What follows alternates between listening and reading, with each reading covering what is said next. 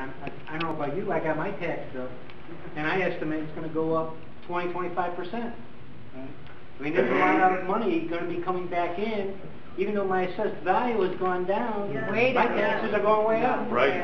Right. So, what has that? You know, all this additional revenue coming back into the governing body, is that being considered as additional revenue coming into the village? Yeah.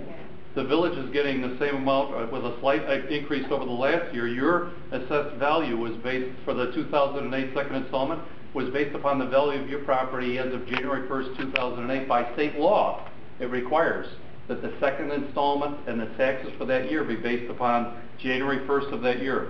So, the amount that you paid extra in your residential was decreased in commercial and industrial. About 8 years ago, the state legislature decided that people were being forced out of their homes because of the high price of real estate taxes. So they passed something called a 7% tax cap and allowed any county in Illinois to adopt a 7% tax cap. Only one county adopted it, Cook County. What it did is it froze the amount of real estate tax increases on residences to 7% each year.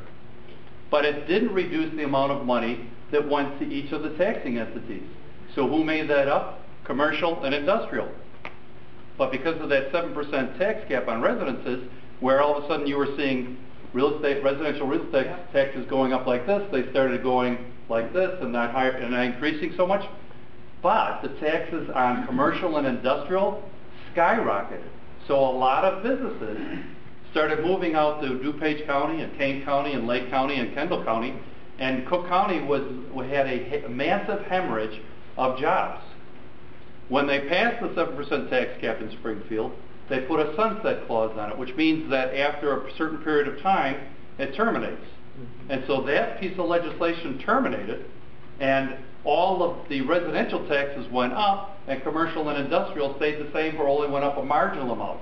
So the amount of money that the taxing entities got, the park district, the library, the village, the township, the reclamation district, it didn't modify it dramatically at all.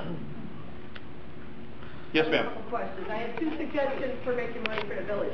One, all the properties that are in foreclosure, people are buying them at a steal. They're getting $50,000, $100,000 off their property. Impose a tax. You lost income from them not having taxes paid. Impose it back when people are buying it. They're still getting a deal. They can throw out $1,000 or $2,000 more for village taxes for lost taxes.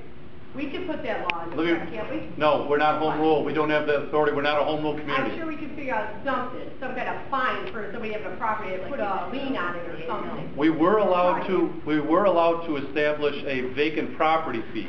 And how much did that fee? Dave, what's our vacant